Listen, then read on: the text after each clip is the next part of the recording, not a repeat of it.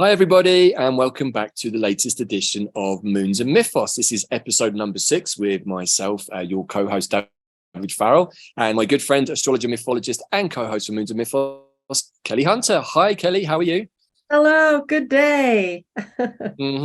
So first up, happy new year, happy new earth, and happy new you. This is the first Moons and Mythos of 2023. So I hope that the festive period was at least manageable. Let's just put it like that. I don't know how for how many people it was a super smooth process. For me, it certainly wasn't, and maybe some of the astrology of the last month or so would explain why. Yeah, the How was yours? influence. Yeah, very strong, and a lot of retrograde energy that gave us a slow start just to make sure, we were getting it together enough. And now, we're heading into the Chinese New Year as well. So we're on the road here. We are, right? So today we're going to be looking at the upcoming moon cycles, as we always do each month, and taking a pulse on the new moon and the full moon. And this time around, we have a new moon in Aquarius on January the 21st, and we have a full moon in Leo on February the 5th. So we're going to be using our usual format and looking at the upcoming cycles for this month. And as always, we're going to be chatting a little bit about some of the influencing KBOs. And I think this month we're going to be looking again at Varuna and Chariklo and Haumea, but also I think Kelley wants to talk a lot more about our good old friend Black Moon Lilith and what she's up to, because it seems like she's going to be doing one of her things on the new moon. So we'll get into that. One of her things, yes. Doing one of her things, right? Sure. So maybe just as a starting point, Kelley, perhaps what would be nice as well, just to review some of the processes that have just happened over the last week, because I feel they're very important and symptomatic about the energy flow that we're now in. And what I'm really referring to is some of the planets going direct, particularly Mars that's just gone direct and Mercury, which is just about to go direct. So do you have anything you'd like to add as a sort of an addendum, follow on from what we did previously, but as a way of leading into what's coming up this month, Kelley? Yes, well, and there's that New Year's image of the Janus looking ahead and looking behind, and we were definitely in that kind of thing to start the new year because we had Mercury retrograde after it had conjuncted, almost conjuncted Pluto. So we had to do a very deep look back at our experience, what had happened, where we're at now, and think it through. And what do we want to change? And Mars was continuing retrograde as well, as it has been since the end of October.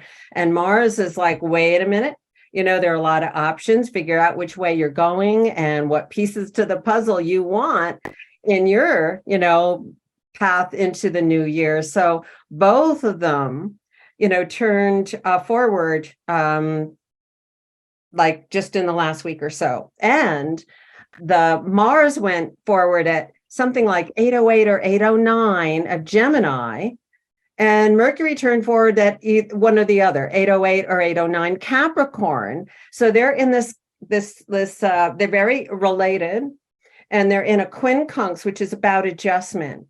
So it's about our experience and how we're interpreting that experience, how we're filtering that experience and changing any negative thinking into a positive way forward. This is like we've had to rein in the monkey mind and re-language, kind of re-edit, and get pulled up short by any negative thinking, because we want a positive mindedness. That is a very powerful energy to get into, to move forward in the new year. Really, really, really important. I love what you just said there, Kelley, and I'm just going to, if I got it correct, it's really, this quincunx is our experience and how we are interpreting it. Now that I really like, because, much of the work I've been doing over the last couple of weeks, which you can find out more about on the Quantum Plant Healing website, because we just released a new piece, has really been understanding, first of all, how much I had to look back into the past in this life and review a bunch of stuff so that I could move forwards by allowing some of that old stuck energy that I wasn't even really aware of to be transformed. And in the transformation, it's allowed things to flow forwards. And so I was really feeling the effects of both of those retrogrades over the last couple of weeks, and but also learning how to interpret things differently. If we put our minds to that higher note, then we can start to interpret everything that even is a challenge or maybe feels uncomfortable, like a broken tooth or a nose full of snot, which is what I've been experiencing over the last 2 weeks, to understanding, oh my gosh, this is actually a release process. And even the broken tooth underneath, I got to realize that there was old decay there that needed to come out. So I kind of took this as a very, very symbolic understanding. I even had that happen on a day I did a powerful medicine journey where I did all of this deep looking back, and then the tooth cracked with a very, very small crisp. I was quite surprised that such a small crisp could do so much damage to a molar tooth, but it literally exploded in my mouth. The whole tooth exploded and has caused me a few problems ever since. But that's now feeling like it's healing, which also, is interesting how the process of the last week has flowed. And I felt that Friday the 13th was super powerful. I can't necessarily say why from the collective astrology, but certainly from the perspective here at QPH in Mexico, it was a very positive day of uplift. Where well, all the meaning of Friday the 13th is it's Friday Freya day, that's Venus, and 13 is the number of moon cycles in a year. So it's a double feminine power energy. Right. So that's the energy we were working with, actually connecting goddess and anchoring a lot of energies. And so I feel that the retrograde process, as always, is super useful to get the details clear, because I've been wanting to charge ahead with a whole bunch of stuff, but when you can't speak, you can't see, you can't breathe, it's kind of tricky, particularly when you're on podcasts a lot. And it's which side of your mouth are you talking about too? Right.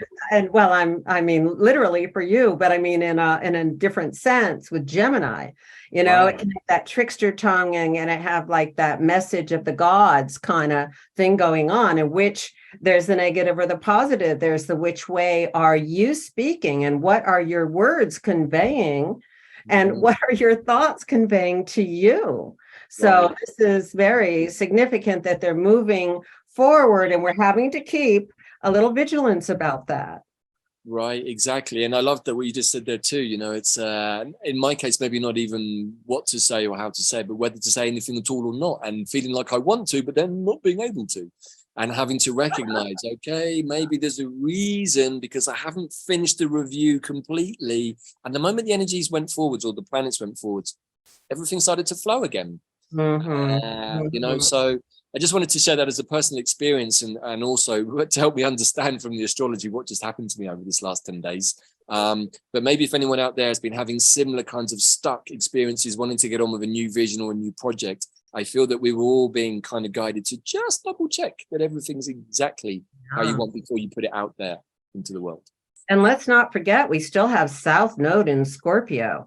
So we're still releasing very deeply. I mean, we're being plunged down to a really deep place, and, like under the surface, right? And sometimes that comes out in literal experience.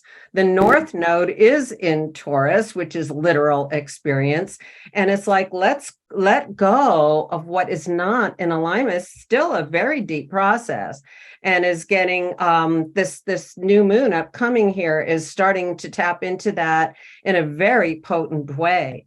And I'm very excited to share what I've been contemplating about this new moon, because it's extraordinary in my view, the depth and the potential, that this new moon is bringing. So shall I bring it up? Yeah, let's do that. And also just before we go on, I just want to also just draw a little point to that North Node in Taurus and that South Node in Scorpio, which is starting to work itself out. And probably, I'm not sure how much longer it's in Scorpio for the nodes, but summer, June, July. June, July. Well, that sounds about right, because watching some of the global news these days, we can start to see how that South Node in Scorpio is starting to make itself present. I think much more visibly for everybody, to do with lots of different things, the exploits of the rich and famous that have been hidden from us, and maybe even poisonous substances, etc. And what's interesting for me is that I also have my North Node, I think around about 5 degrees of Scorpio. So I'm going through some sort of, not exactly a nodal return, but a nodal opposition return. What would you call that, Kelley, when your North Node gets conjuncted there, the actual South Node? Yeah, a nodal reverse. A reverse. If you're halfway through a karmic cycle when that happens, because it takes 19 years for the nodes to circle back And so if it's you're halfway, you're halfway. And, so that also is, a kind of examination point. Okay, so let's bring up the charts. The North Node is still in Taurus, as you said, I think at 9 degrees, right? And it's still somewhat conjuncting. It's a little wide now at 5 degrees to Uranus, which is at 14, right? Yeah, no, it goes backwards, and those go backwards to, that's how they transit backwards. So the Uranus and the Saturn is certainly beyond that point, and Uranus is, pulling away because it's just turning forward the day after the new moon. And this new moon, it's a Chinese New Year, the year of the rabbit people are focusing on, but it's also called the year of the cat. And I love that, because I used to think how cats were kind of like rabbits. You just have to pull the ears out of the cat, get the long ears, and that'll pull the tail in, so you get the short bunny tail. But they're kind of related in some way. That so think cat and rabbit. That you get your choice there. I like cats. We have a cat that has moved in with us here. It was a wild cat, born wild. It's only a kitten. Very, very alert cat. And so for the first time since I was a teenager, I'm living with a cat again. And so I love cats. Yeah, I do too. So look, this is a super powerful chart. I'm going to let you go into it, Kelley, at length here for a bit, and then maybe pick your brains about a few questions. But already I can see that our good old friend Black Moon Lilith, mean and true, is lining up over there. Right, I know. This is one of our particular discoveries after studying Lilith for years and years. And studying Lilith is also very experiential. That's how Lilith comes. It's not in any rational way, for sure. So we're getting one of those points where the true movement of the Black Moon and the mean average motion forward of the Black Moon are aligning up. And this was one of our discoveries that happens at least once a month, and sometimes 2 or 3 times. It depends on if there's such irregularities in that orbit. But the Black Moon retrogrades so much. It's, I think we talked about this. I'm not sure we came up with this idea. I forget where we heard it, but it's sort of like in physics, like how do you define what light is? Is it a particle or a wave? And so these experiments have been done basically to say that they're both. And so to me, the mean average motion, which is easier to measure, is the particle. And then the constantly retrograding Black Moon is the wave. And when they cross, there they are. It's sort of like there can be a kind of wide frequency, and then it comes in, and then it's, it's like, whoo, it's, I haven't gotten my head totally together about this, but it's sort of like the wave and the particle are the same. It's a 0 point kind of energy. Right. And that's at least a way to think about it. And some people have a very wide frequency where Lilith is active, and some people have that kind of like laser point of Lilith. And this moon has the laser point. And it's exactly opposite the new moon. It's like, wow. So here's the 2 Black Moon positions. And this is the mean Black Moon at 1 degree 29 Leo. And the true Black Moon position in retrograde, which is at 1 degree 35 Leo. And look at the new moon at 1 degree 32 minutes Aquarius. This is like, whoa, I was astounded when I saw this.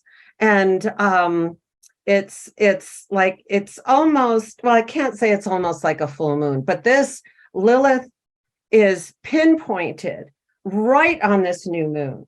Now, the new moon happens within hours of the moon conjuncting Pluto. And Pluto is still in Capricorn, and this new moon's in Aquarius. This is another evocation of the upcoming Pluto portal when it goes into Aquarius on March 23rd this year. That's like in 2 months. And it also refers back to the first portal on December solstice of 2020, when we had that beautiful, very closely aligned Jupiter-Saturn conjunction move into Aquarius together. Yeah. And then in early 2021, or was it 22? 22. There was, we started the new year. This was last year. We started the new year with Venus conjuncting Pluto and going retrograde. So that was the beginning of 2022.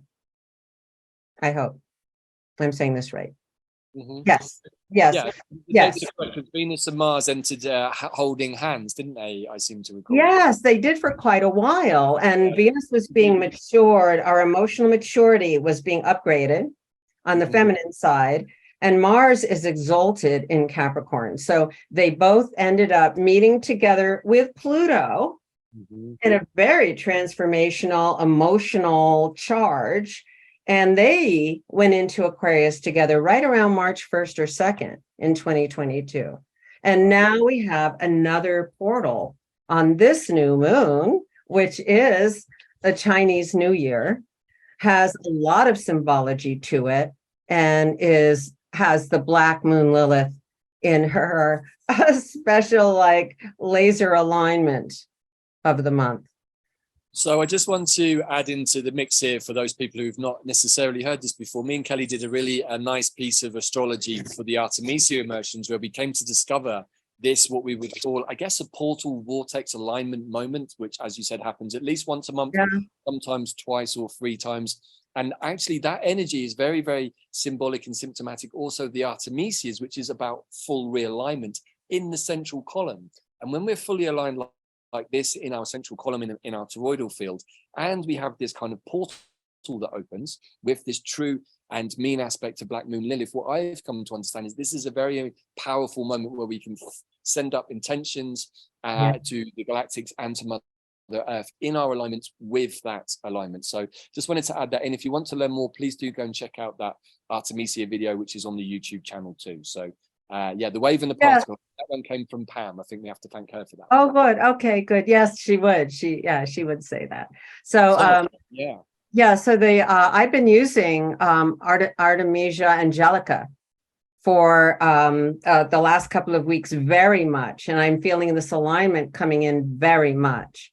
So anyway, let's look into this a little more here. So this is part of the seeding of the new moon, and the new moon's in Aquarius. Now we've had Saturn there, we've had Jupiter there, the Aquarian energy, we're looking into the Aquarian era kind of opening up further. So it's a sign of social context. It's the we. And so Leo is more like the me, the self. And so what self are we meeting the larger world, the social context of our life and milieu?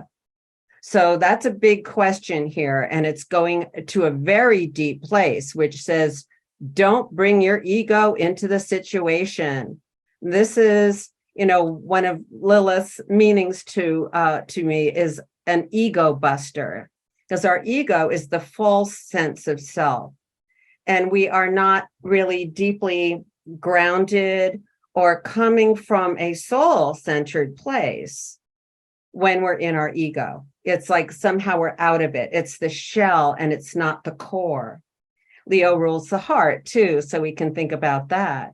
But the black moon in its, what it is the way the moon goes around the earth is an ellipse that does not have one center. It has 2 focal points that make up that elliptical orbit. All orbits are elliptical. So the moon, the earth is one center point, And the black moon Lilith, that is not a moon, it's not a body, it's just a mathematical point that's intimately connected to the Earth moon relationship and our incarnation through the moon energy that then has the DNA patterning, it has ancestral history, it has past life stuff coming through, and it's all these impressions, and especially our early impressions from even in the womb, of like who we think we are, or who we're told we are by our caretakers, by this DNA and all of that. So the black moon is this deeper soul connected self that is our essential and truest essence. And that is what is called for here. Can we meet the world in this new emerging era? Can we come from that soul essence in ourselves? And what is getting in the way is going to show up in the mirror of our experience, which is, what comes from the outer world.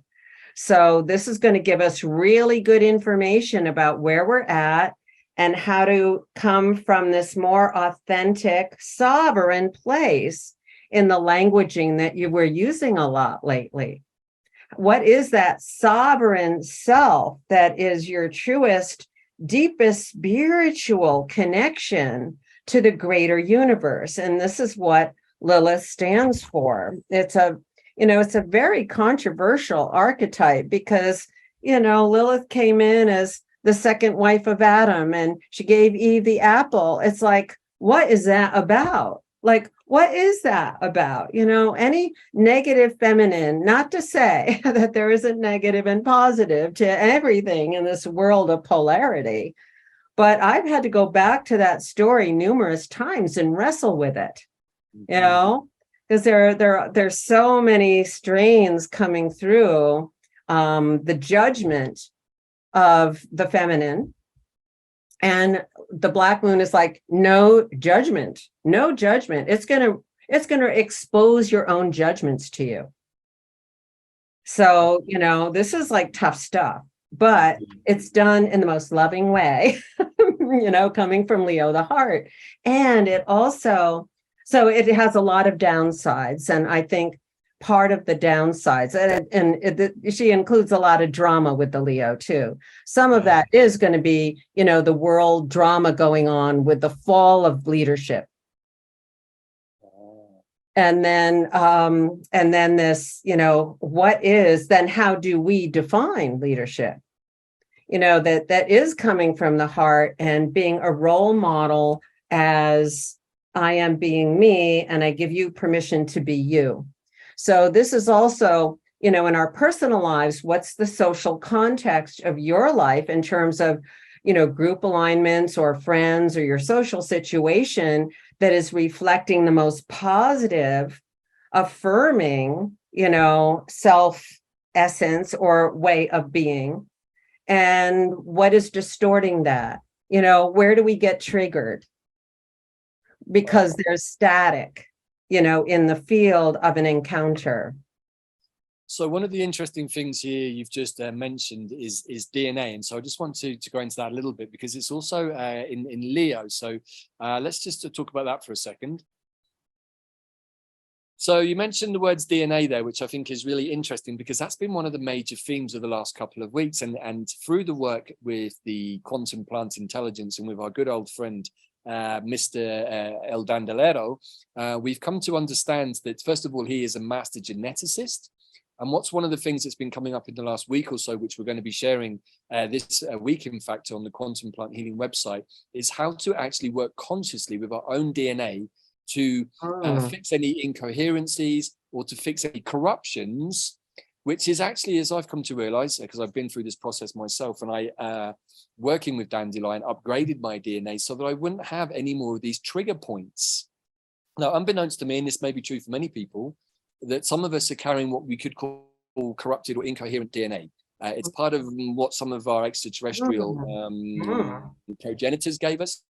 It doesn't affect everybody, but it definitely affects some of us who did a certain part of the journey, which is interesting because it's directly related to Egypt, which of course is also very linked to the cat beings, to the Sphinx, to Leo. And of course, Dandelion is very Leon-esque. He's very feline. So I think it's super interesting that on this day, on the new moon, we have this alignment point where we can do powerful work in the sign of Leo, which is connected, as we perceive, with Dandelion and the Sirius beings, but is also through that being connected to DNA. So what I think is interesting here is that, certainly from my own perspective, it would look to me as if we're being guided to ensure that we've done all of this upgrade work on our own DNA so that we can be our true authentic selves and not have 10%, 15%, 20%, or maybe even more of us that somehow is incoherent. Because if we're 20% incoherent, a fifth of our activities are not coming out in our authentic true self. So I just wanted to chuck that in because I think this is one of these kind of weird quantum esoteric moments when it's just like, well, make of it what you will. But certainly I find it interesting that Black Moon Lilith, who speaks of all of these qualities of authenticity and true self, is in a place where we can actually work with our own DNA to ensure that we are the maximum of who we are. I don't know. Yeah, she can be full of, I love this word, obfuscations, you know, the static and the veils and the dark mirror and all that kind of stuff. And if we, you know, look her in the eye or let her expose that and not take it personally, she's like I guess I think she's like an aspect of the higher mental body that has an impersonal aspect. That is it's like an impersonal intelligence. You know, it's sort of like, you know, if it's the soul, our soul essence, and the soul is connected to the all that is, the spiritual field of energy, then we can tap into the highest potential in any moment in ourselves and the situation. Ooh. So I love it when I start going into new territory. I was like, I haven't had those thoughts before. Whoa.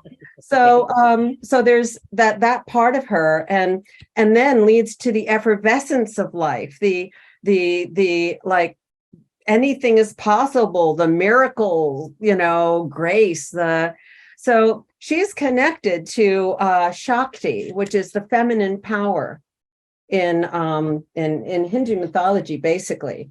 And so I have a whole section of that in my Living Lilith book about Shakti. Everything in life possesses a force to transform, to become, to be, to expand its inherent nature and grow, as it were, from within, which is Shakti. Wow. And then, you know, Shakti is it's a feminine quality that is a multidimensional mystery that connects us. You know, it's not a gender related thing. You know, it's a part of our feminine consciousness, and then we have our masculine consciousness. It's like the Shiva Shakti dancing in the center of the galaxy.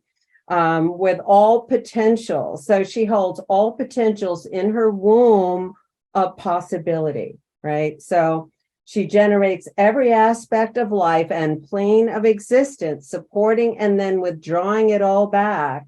Her bottomless reservoir of dynamic and potential energy is inexhaustible.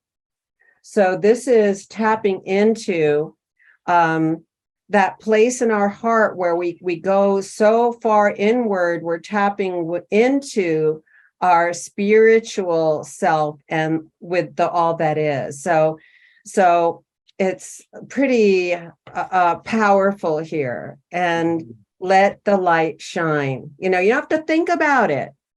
However, do notice when you get triggered, when you get in judgment, when, you know, those moments come, it's like, hold on here. Can I go deep into a deeper place here? And that goes along with what we were saying earlier about the Mercury retrograde and the whole, what thoughts are we thinking? Don't go down the negative route, because if we do, we are buying in to judgment or some level of not truth, You know, we cannot define this energy. If we try to define it, that's not what it is. So Lilith can be very challenging to talk about in a certain way. What's interesting is just coming to me is, with it being 1 degree of Aquarius, with the new moon opposing Black Moon Lilith on this day, we've got this sort of this possibility to start retraining our higher mind, or maybe retraining our lower mind, so that it's more in coherence with our higher mind. Because one of the things that me and Bella have been talking a lot about here at QPH is, like, wherever our attention goes, energy flows. And so if we want to create that new earth frequency, if we keep putting our attention consciously and bringing forth by watching or discussing or returning to either the bigger, more dastardly news stories, or even things from our own past or whatever, we just keep bringing that energy back in. And I feel that with this new moon here, we've been given the opportunity, with the help of Black Moon Lilith, who's really kind of can be super disciplined and also give you a little bit of a slap, Artemisia style. I was like, hold on a second, buddy, where was your head just at right then? What on earth were you just thinking about? Is that what you want to manifest? Oh my gosh, no. Then delete that thought, call the energy back and say, I want to elevate this thought to a more positive. It doesn't mean that we can't think about certain things. It's about how we think about them. And with this, I think, being the third in a series of 5 new moons at 1 degree of their sign, which is also super cool, I think, I really do feel that with this particular one, we're getting into a place of being asked to be more coherent about what do we think from our more Aquarian minds, getting ready for. I think that's wonderful. And I think you're also talking about Uranus on the North Node, which we have, and now we're integrating further. And we'll see on the full moon that that's even more so. Right. So yeah, we're freeing up and we're opening up into the higher mind reality, and the way the mind can be immensely creative and tap into all possibilities. And this is reminding me of Zach's most recent video. If people haven't listened to it, he does these fabulous meditations, and this one was a lot about the higher mind and the mental realm, and and reaching for the best possibilities. We're finished with looking behind. We've done that process. Now we're moving forward. Once tomorrow, after this new moon, then Uranus will be moving forward, and all the planets will be direct for several months. So, things are gonna, like, we are setting ourselves now. This new moon is taking us further in to the new earth. And there are a couple of helpers here. One of them is Chariklo, she's the consort of Chiron. They're in a very nice relationship. They're in a sextile right now. This healing work and, the need to release and to heal and to clear the space. That, there's so much trauma therapy going on. There's so much past life therapy and clearing and breaking agreements from the past. There's so much of that kind of work going on. And it's kind of what we need to do. Like you're talking about the DNA recalibration and the chakra alignments. This is all so basic to the frequency that we want to be embodying. So Chariklo is really helping, to me, her theme is whatever form best serves love. And so she's going to hold the energy for the best possibility to emerge, for the healing to be able to take place in a space that allows that to happen. And so that's a nice energy to have as a helper energy. And it's a feminine healing energy. It's just holding the space, just being there, with attention and intention and love, basically. Wow. I just want to add something there to what you said, because I think it's important that now, with so many of the heavier energies having been removed from the planet, and it's a conversation for another time, but many of the energies have been reduced down. It's now much safer for many of us to go into this more difficult work, particularly when it comes to working with corrupted DNA, which perhaps wouldn't have been possible before because there would have been too many interferences that would have stopped us. Whereas now, what I feel like with this new moon and with Pluto being at 28 degrees, we've been given this taster of what the Aquarian age can be like before we reach it, but we're also being reminded that we still have a little bit of inner work still to do. And hopefully at this point, we've done so much that we're kind of sick of it and we want to just bring it to an end. But at the same time, as it turns out, there might be still something hidden from us, which I think is where Black Moon Lilith brings this into illumination. It's like, look deeper, look at your very core, look at what makes you, you, which is your DNA, and then see whether that needs a repair. And that's really forcing us to be much more quantum. Repair and restoring and opening up to new strands. Exactly. And what we've got here with Characlo is giving us that safety and that space to go into it. And you know, speaking from experience, I think even though I've probably gone through some of the toughest healings I've had to do on myself in the last few months, they would have only been possible now. If I tried to do them at other points in my life, it wouldn't have worked out. It would have been too many other factors. We got to trust the timing. Exactly. Again, our good old friend Dandelion. But in that space of trust, we have the space now to go into our stuff and release quickly. That's what really what I want to say, is that we don't have to spend years in therapy anymore. We don't even have to spend years doing inner work and meditation. If we have the intention and the clarity about how to do something, it can go pretty much overnight. And I feel like we're being encouraged now to really shift on, do the inner work so that we can be our authentic selves. And I love the fact that Characlo is helping to hold the space for that. It's a little wide as a conjunction though, right? A little wide, but it's you know, the moon moves so fast, it's going to conjunct Characlo the next day, you know. So yeah, I give a wide orb, especially on lunations and such. And you know, there's that new moon like right out of it, conjunction with Pluto. Okay, we're leaving that. This is what's opening up, and Characlo is going to help us keep that space clear and open. And then the Black Moon is going to keep us true, keep us, you know, in our authentic like self, and help us work through when we go off track. But you know, I probably shared this before. There's a Russian astrologer who I read an article, and he was talking about the difference between the mean and true Black Moon.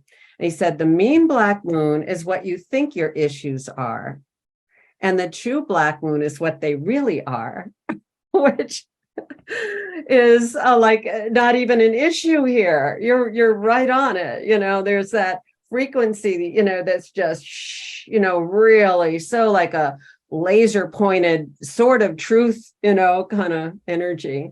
And this is really nice. It's following on from the Capricorn energy of the last month or so, which is really asking us to be a master. Have you mastered your thoughts? Have you mastered your speech? And have you mastered your actions? Because if you haven't, things could get a little bumpy for you if you're not aligned. And I think this is another great aspect of Black Moon Lilith. She shows us those places where we're not in that alignment, right? Yes. And, you know, Pluto is going to be visited by Mercury again. It's going to come back to Pluto, basically where it started going retrograde. So we've got, you know, a few more weeks to work that out. Let me see. Certainly until the, right on the full moon. Mercury is back where it just about back where it started from. So we've got this 2 weeks of this waxing moon to really, you know, be exploring this energy and bring more and more love to bear. And then with the Black Moon Lilith, we've got one of the Kuiper Belt objects, Varuna, who's a Vedic god, who is the god of cosmic order, universal law, and cosmic order. So that's also this nudge here to stay in alignment with that, to really honor that, to be a witness to that, and to live, you know, that in your own life. So where are you getting off track there or not? So that's allowing that. And that goes back to my comment I made before about the larger picture, you know, in terms of law and justice. And, you know, the Black Moon is going to keep people on track one way or the other. Wow. That's super powerful, right? And the energy that's coming out that I'm starting to understand from this moon, which is really it's thrilling. I mean, this is a really exciting moon. And then we've got Haumea, who has just gone into Scorpio. She's actually going to go back into Libra for a few months later, I think April to October. But she's in Scorpio at 1 degree. So she's squaring the moon and black moon. So there's something, we've been diving down really deep with this Scorpio South node, and the node is moving closer and closer to Haumea.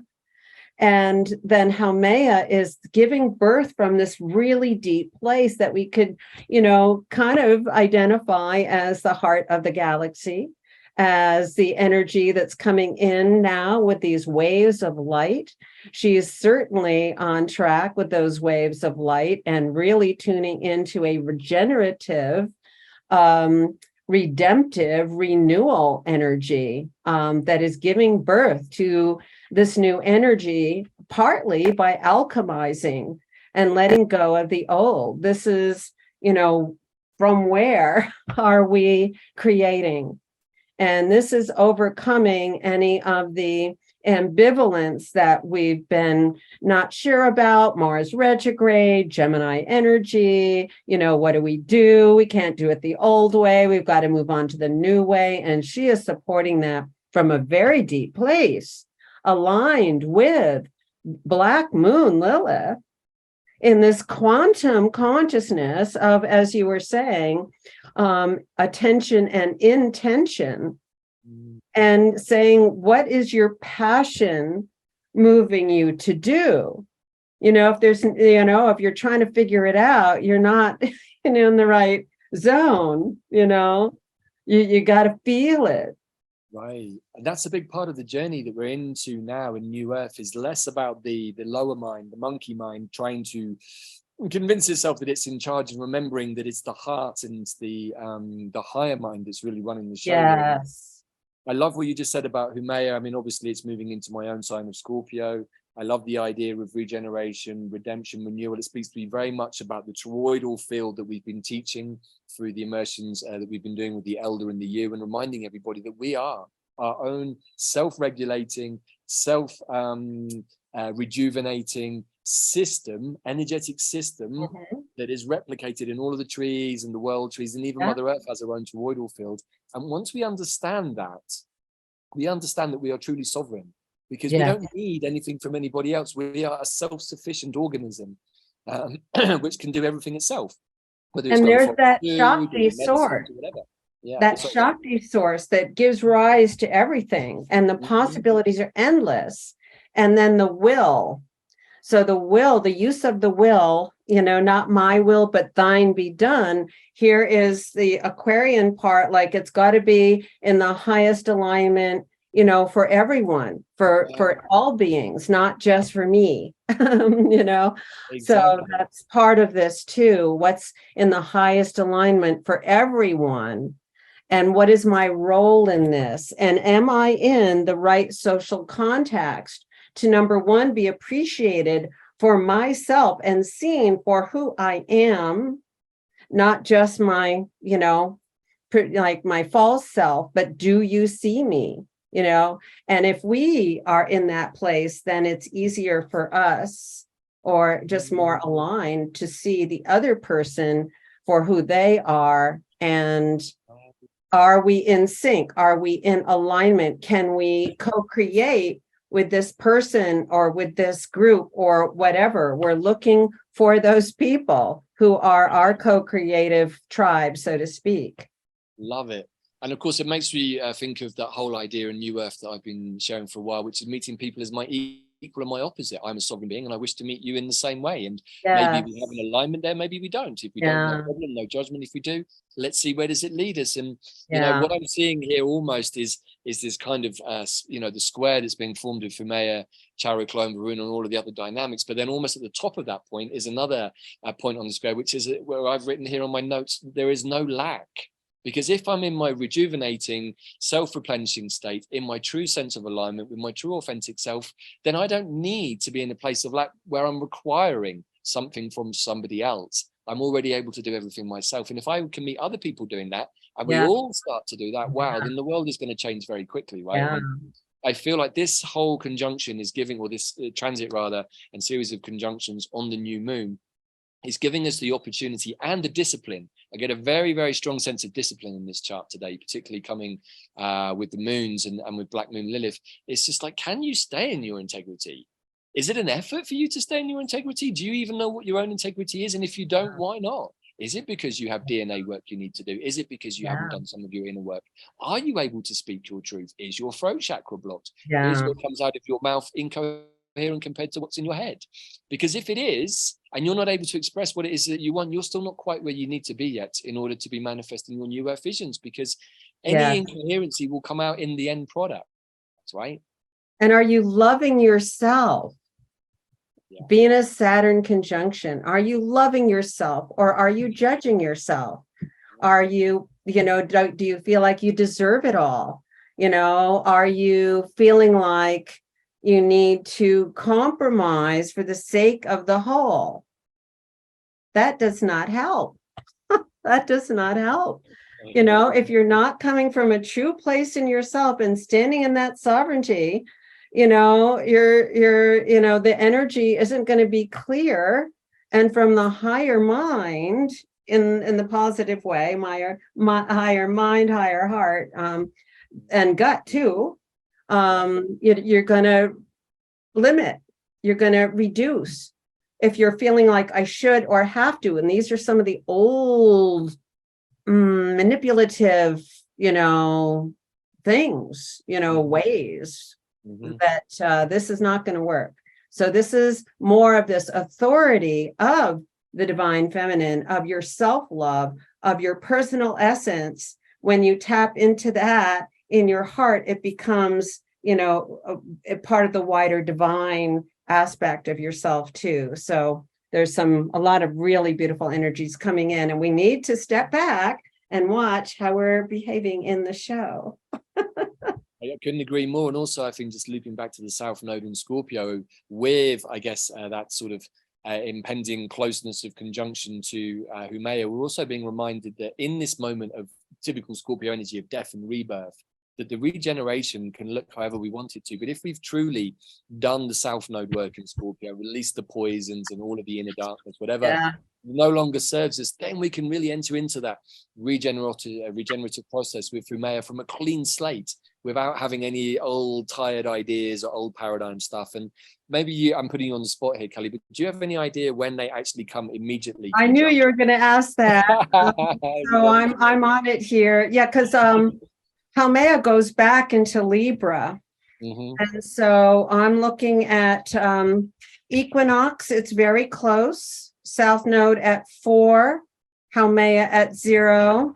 We go further, and this is an interesting moment when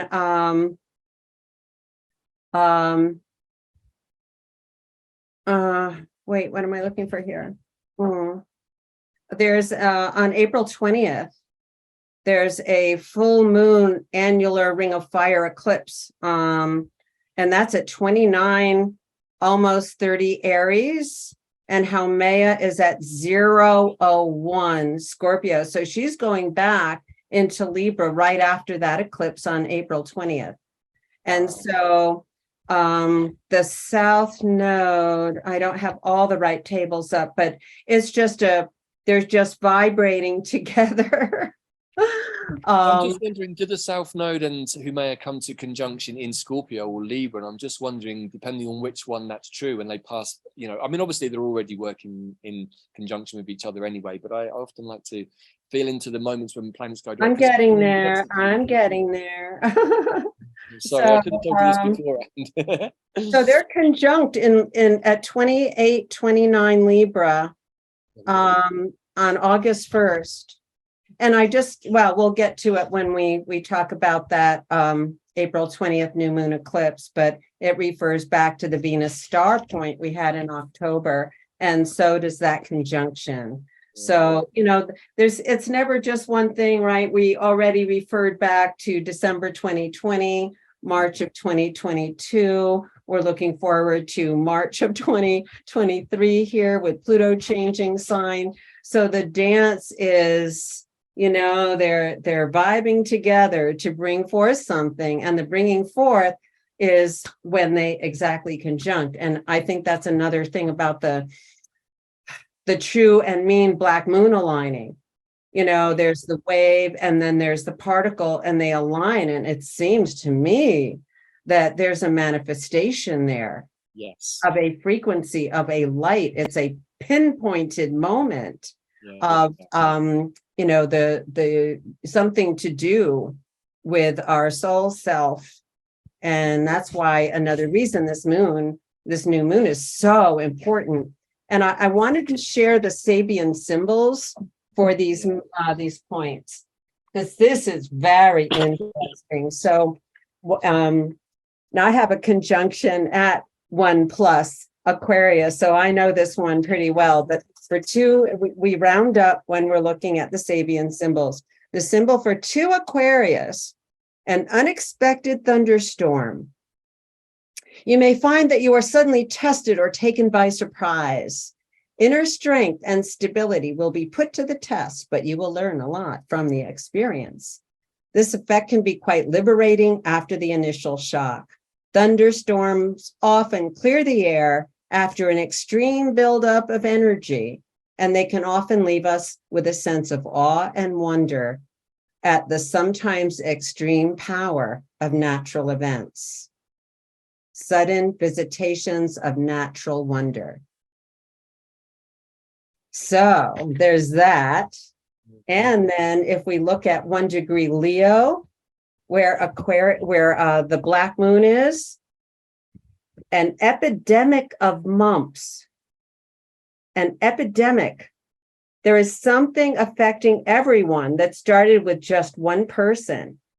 This could be you or someone else in the group, but it's spreading nonetheless. There needs to be a separation or isolation, and then time for recovery to halt the spread of infection. Hysteria of feelings or ideas of immunity. That's super interesting. I mean, immunity is a word that's been on my lips a lot this week as we seek to use our DNA to become immune to certain toxicities that are very, very present, almost epidemic-like in our world right now.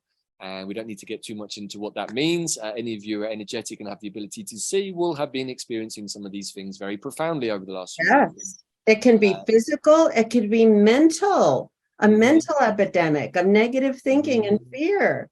We've been in that epidemic, and the feelings, toxic feelings. So if we're out of alignment with ourselves, we can be prone to that.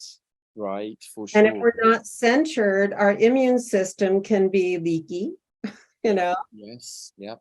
And so there's Haumea, pulling on Haumea to help regenerate, whatever's coming forward and, bring forward a powerful, birthing, when the time is right. And, this 3-cornered pattern is fulfilled by the 4th corner, which is Taurus, which is the calling of the collective destiny to for more deeply embody spiritual energy and frequencies, and the Uranus factor. Yeah. Now, if we turn to the full moon, are we ready to do that? Yeah, just one final thing I wish to say is I love the Venus-Saturn conjunction, because I think that that's giving us that nice bit of structure that's coming from the heart, creativity, adventure, new horizons, but it's giving some kind of point or focus to how we can hold these energies. Because I think what you've said is really important, that we're being given the opportunity to get clear, get aligned, and to stay aligned by using new quantum techniques, using new quantum information to keep my chakras aligned, to keep in shape, and also to become more aware when I'm not in shape and to do immediate work so that I come back into alignment. The longer we spend out of alignment, out of our natural structure, the more likely we are going to get prone to manipulations and epidemic, whatever they might be. So I just wanted to say that I love Venus in Saturn. I think that that's a really good holding energy around this new moon as well. Yes, I like what you say. And it makes me think that, Saturn is about manifestation. And in Aquarius, this is a higher mind energy. And this puts Venus in that higher mind category too. And how do we manifest from the higher mind? that is infused with loving energy. Yeah. And, we can love ourselves just because we're another person. We don't have to feel like this is a bad thing.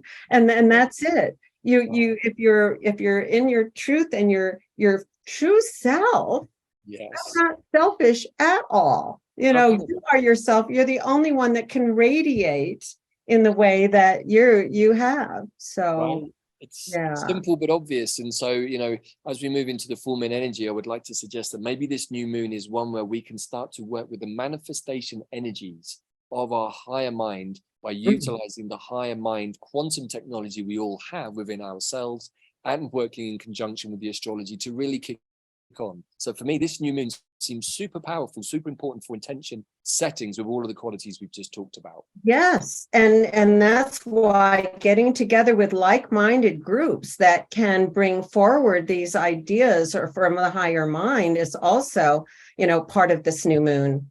And so when we go to the full moon on February 5th, depending on your time zone, and it's the fulfillment of this new moon.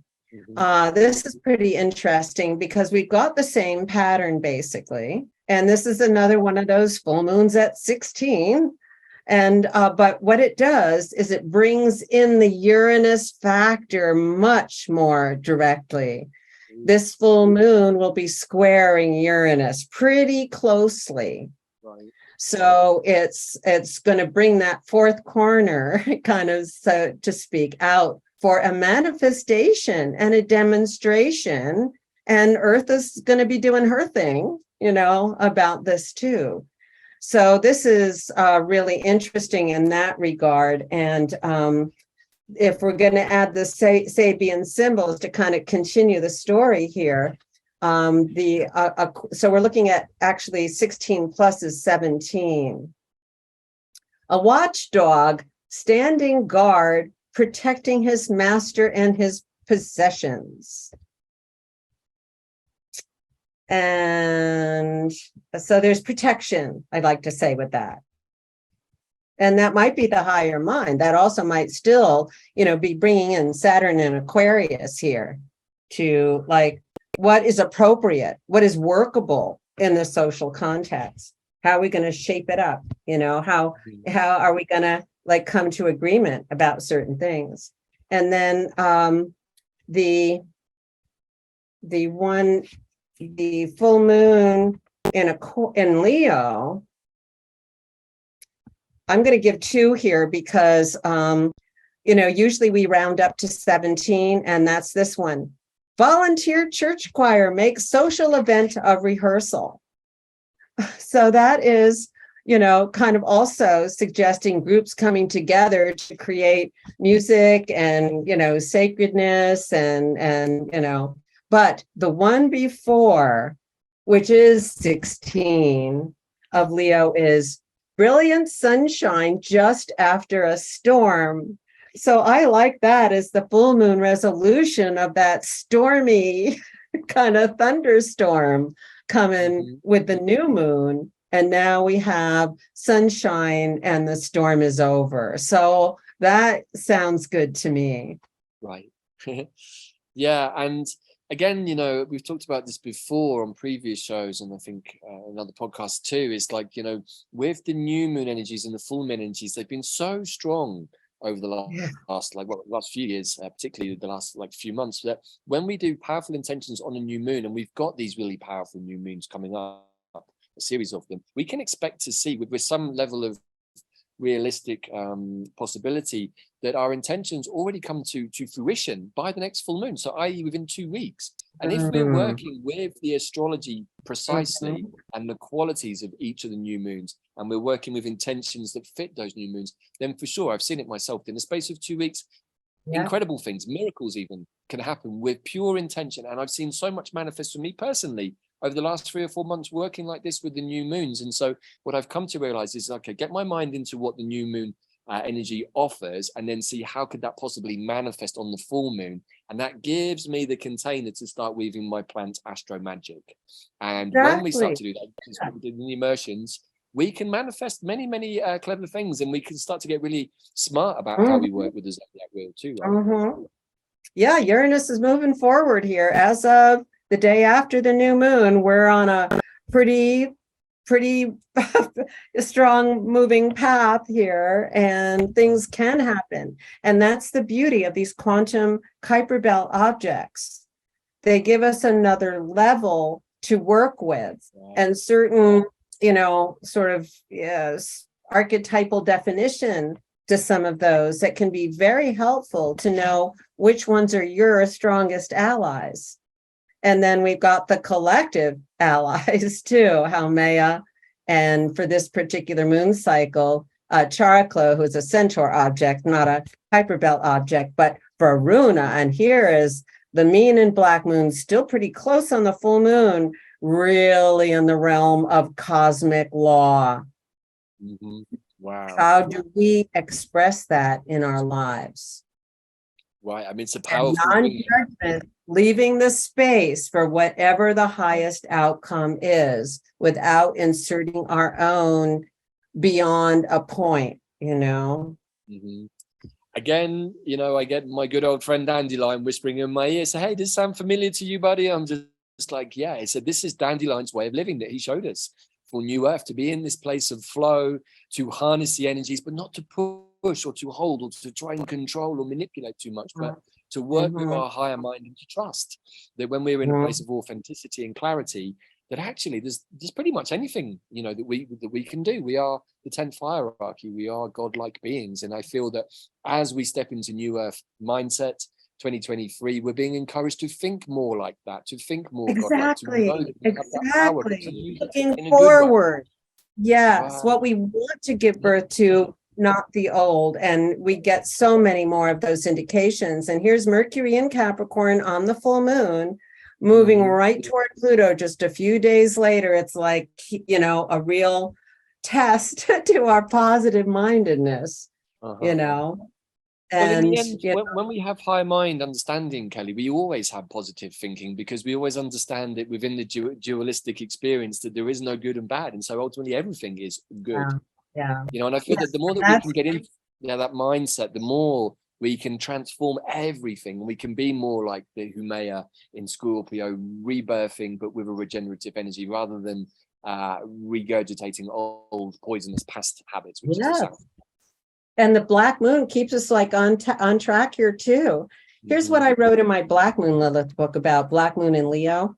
Just a short passage here, just to keep us on track. Leo is the solar fire that glows in steady magnetic waves, radiating love wisdom from the heart of the life source. Black moon here takes on a dramatic flare, rather like the huge surges of solar nuclear energy that we see from this distance as sunspots, not to mention the new waves that are coming in with these higher frequencies. People who have this Leo black moon experience the effect of these solar flares and coronal mass ejections, etc., as we all will, in our internal and external weather. The creative life force is embodied in a powerful urge for capital S self-expression.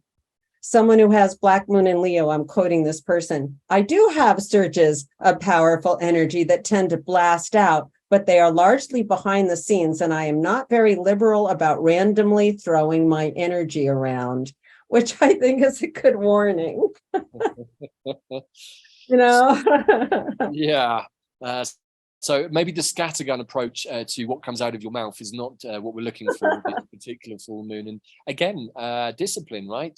Black Moon Lilith is asking us to be disciplined with the outwards expression, very Leo, very yang. And that's by staying so rooted in your essential, soul self that is tapping into the greater potentials and bringing forth the most heart-based one, the most, the highest possibility, as Chariklo still holds space for here. In a group, even in a group, they might be somebody who holds that energy in a particularly kind and loving way. We can each do that if we think about it. Nice. And so we've got the energy of the groups here, but also what I feel like we have is with the full moon is the energy of go. It's like whatever you put into your 5D mindset on the new moon with your rebirthing prayers for yourself, by the time we get 2 weeks down the road, we've already got Uranus having gone direct on the 23rd, and we've got this powerful energy of like, are you ready to fully express yourself? Are you clean and clear and coherent? Or are you still a bit garbled? Because if you are, you're going to get the flip side of Black Moon in Lilith in Leo, which could be this kind of scattergun.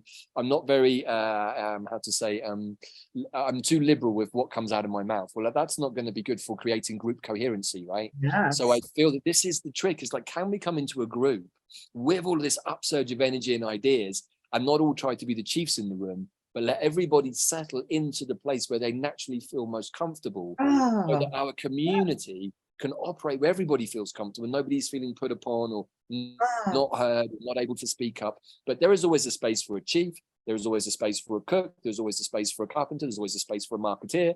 Blah, blah, blah, blah. There is space for everybody in our New Earth communities. And if we're in our authentic place, we don't have to pretend to be something we're not. We can just be ourselves and we will find the right group for us. Mm-hmm. And you know, when you get nervous and things like that, you got to watch that, because that's the ego weirdness. Right. And like you say, all the voices. This is Mars in Gemini. Everybody has a say here. And sometimes just by questions, like, what does everybody think about this idea? You know, you don't have to like make statements. Questions work very well to bring out people's ideas and conversations. And that might be a good Mars in Gemini strategy.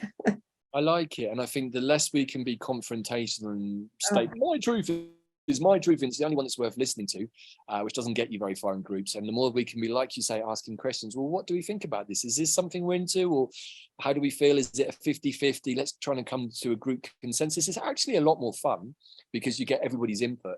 And then you end up with something which is the sum total of all of its parts, rather than just one part of the sum total. Some people will say, well, this is not my group because I don't agree with all that. I'm going to go find another, team to play with. And, that can be fine. And, you brought up the whole question of belief systems, which I think is really, really important as Jupiter is going into Chiron, the teacher healer. This is like, you may feel like you're on a mission. And yet there is like a need to realign your beliefs toward new possibilities and toward more of a like what's that, tabula rasa mind, where I'm coming with a clear mind here. I'm coming with an open heart here. Let's see what can happen. And if I find I'm balking, are my belief systems getting in the way? Are my filters? So Jupiter aligning with Chiron is going to open possibilities that are fresh and new and different. And can we do that? Can we go there?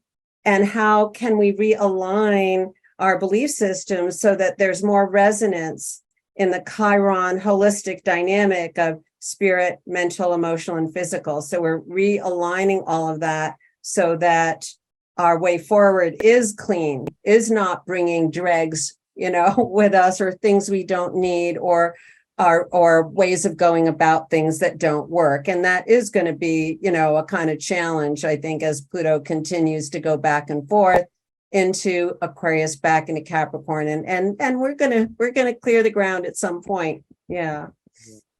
And also maybe just to throw something in there, if we're carrying the wound, Chiron, maybe a belief system that I don't really work well in groups, I never fit, I'm not the right kind of, with Jupiter coming in and asking us to expand our sense of self. But if we're carrying this wound, if like groups don't work for me, that's also a belief system that's no longer going to work for you, because we're being encouraged to step up and be ourselves. And so I can see that this potential conjunction between the wound and the expansion of the wound is going to force people again to reevaluate how do they operate within a much more Piscean collective, which I think is what we're heading towards with Saturn moving into Pisces soon. And so perhaps let's take the screen down, Kelley, and we'll just have a little wrap up.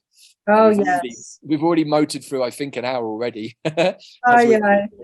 For all this own amusement. I don't like to keep the screen up that long. Thanks for reminding me. But for our audience's own amusement, we always promise ourselves we're only going to do 45 minutes. We always end up doing a bit over an hour, and we're already into that space. So we're going to bring things to a place of conclusion for today's show. What would be your overall thoughts, Kelley? I think it's been a super interesting journey. You've really helped me clarify what my mindset is for the next couple of weeks and how to benefit from this powerful new moon. But what would you like to sum up and offer as a final thought for today?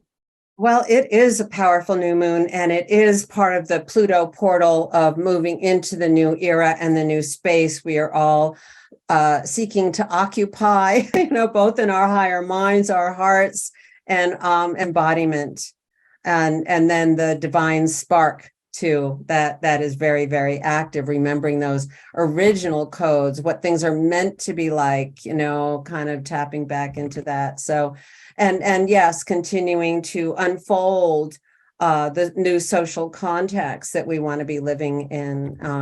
So I'm very excited about this moon cycle. And this whole year is quite amazing. And this is one of those special moon cycles.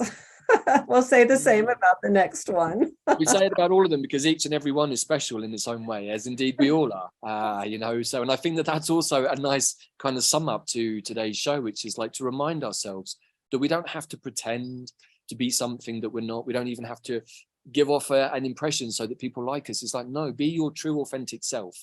Do the inner work, remind yourself, find out who you truly are. This is what we were doing the immersions for with Elder. Who am I really? What the hell am I doing here right now? Do I even want to be here anymore?